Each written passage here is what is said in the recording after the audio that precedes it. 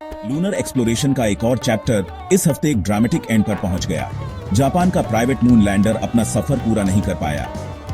Tokyo based company ispace ने अपने resilience lander के साथ दूसरी लूनर लैंडिंग की कोशिश की।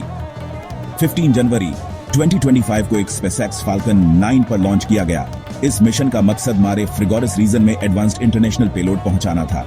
हालांकि 5 जून को लैंडर से कांटेक्ट सरफेस से सिर्फ 192 मीटर ऊपर ही टूट गया। शुरुआती एनालिसिस से पता चलता है कि लैंडर ने अपनी अल्टीट्यूड का गलत अंदाजा लगाया, बहुत तेजी से नीचे उतरा और इसकी वजह से एक हार्ड लैंडिंग हुई।